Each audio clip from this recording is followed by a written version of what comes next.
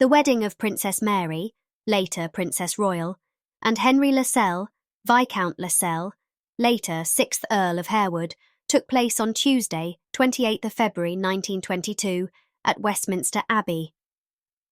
The bride was the only daughter of King George V, while the groom was a member of the Lascelles family. Mary's eldest brother, the Prince of Wales, the future King Edward VIII, knew Henry from World War I and greatly admired him.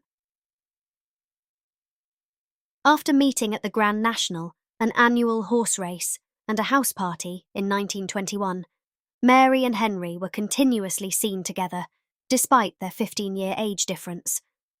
They both loved horse riding, and the two frequently attended hunts together. When Henry was invited to Balmoral and Sandringham, it was noted that there could be an engagement announcement soon.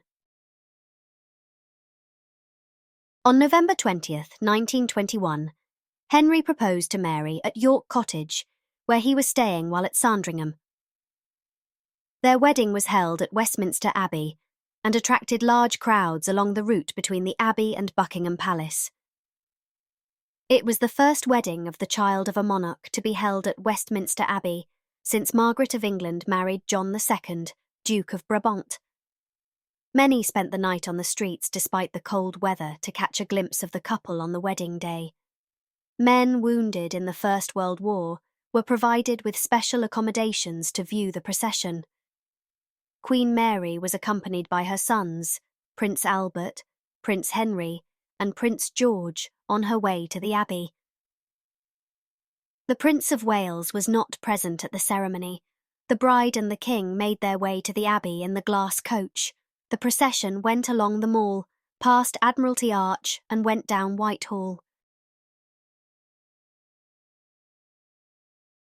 In terms of jewellery, Princess Mary wore a diamond negligee, which was the gift of her bridegroom. It was described as a diamond and pearl brooch, composed of cushion-shaped and drop-shaped diamond collet, mounted in a pierced diamond panel of kite-shaped design, supporting in the centre a pear-shaped diamond drop, and, on each side, a diamond riband of different lengths, a pear-shaped pearl, in the Christie's 1970 auction catalogue. It sold for £2,000. On her bodice she wore the brooch given to her by the Royal Scots. The groom and best man both wore the uniform of the Grenadier Guards. Across his scarlet tunic, the groom wore the blue sash of the Order of the Garter, bestowed upon him by King George the day before the wedding. The ceremony was the first royal wedding to be covered in fashion magazines, including Vogue. It was specially mentioned that Princess Mary's trousseau was all British bought.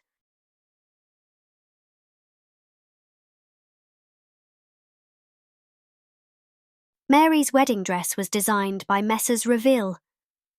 The dress was constructed of cloth of silver with an ivory silk train.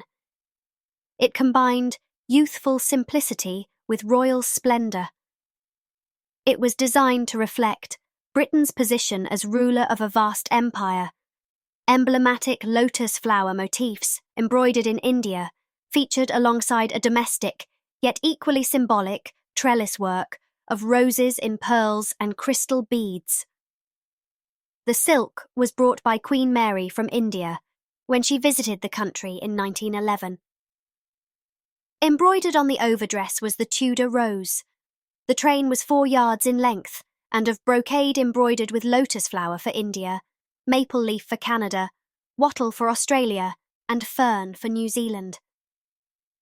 At the shoulders, the train was trimmed with Honiton lace gifted by Queen Mary. Instead of wearing a tiara, Mary wore 3 strands of orange blossom that secured a veil outlined with pearls.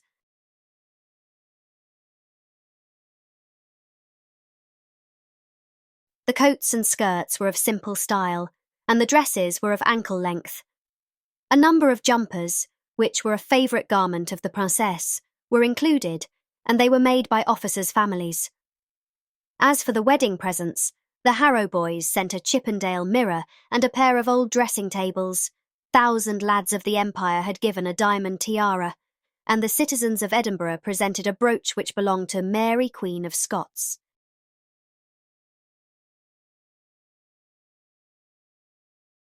The hosiery section of the Nottingham Chamber of Commerce presented Princess Mary with gifts of hose and underwear for her trousseau.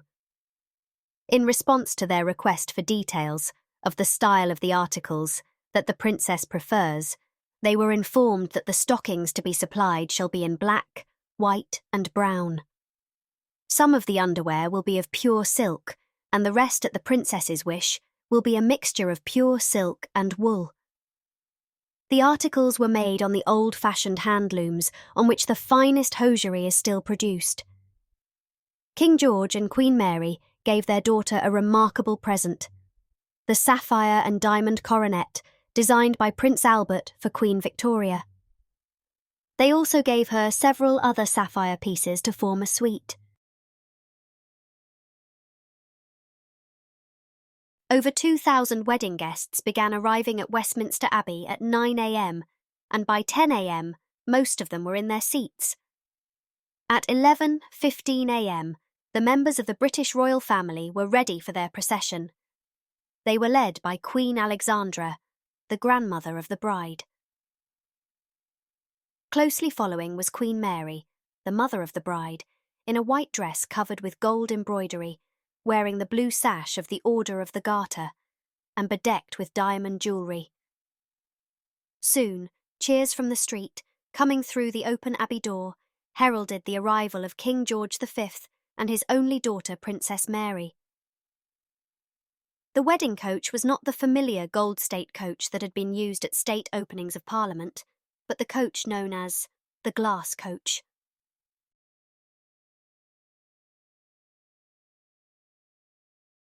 At the west door, the bride was joined by the 8 bridesmaids, including a future queen amongst their number, Lady Elizabeth Bowes-Lyon, the future wife of King George VI and Queen Mother.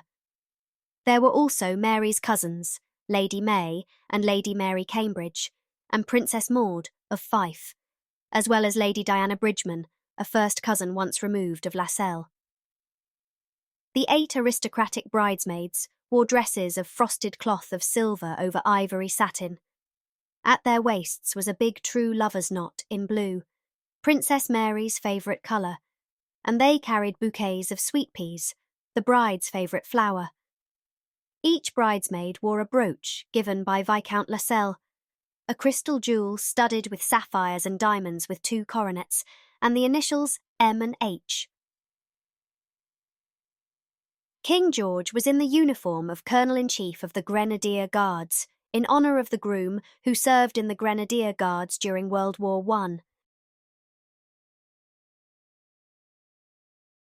As the bridal procession moved past the grave of the unknown warrior, whose remains were brought from France and buried there in 1920, their thoughts must have flashed back to those lost in World War I. A year later, when one of Mary's bridesmaids, Lady Elizabeth Bowes-Lyon, married the future King George VI, she laid her bouquet of white roses on the grave of the unknown warrior. No doubt she was thinking of her brother Fergus Bowes-Lyon and all the other British soldiers who had died in World War I. It has become a tradition that royal brides have their bouquets placed on the grave of the unknown warrior.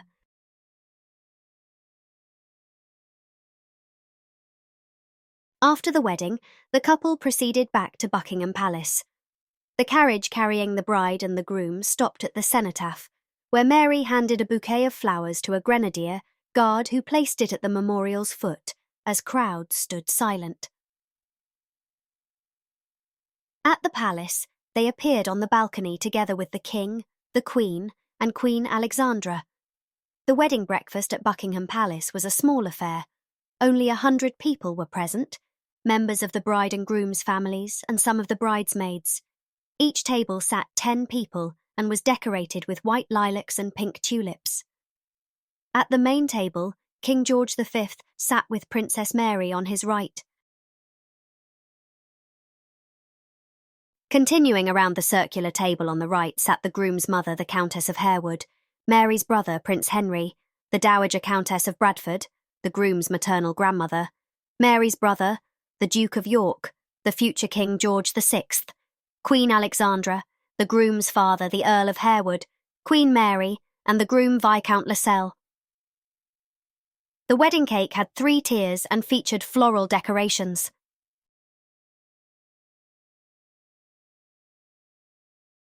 As the newlyweds were ready to leave the palace, everyone went to the grand hall where the newlyweds were pelted with rose-leaf confetti.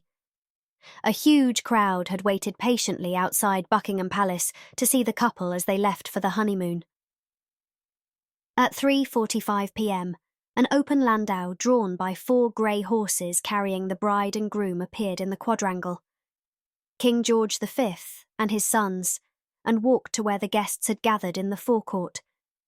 They all took up positions on either side of the arch through which the landau was to pass. They were joined by some of the bridesmaids and 2 little pages. They were all given confetti shaped like horseshoes and silver slippers. As the landau passed the crowd, the bride and groom were pelted with the confetti so hard by the king and the princes that the couple had to duck down. Everyone laughed, especially the king.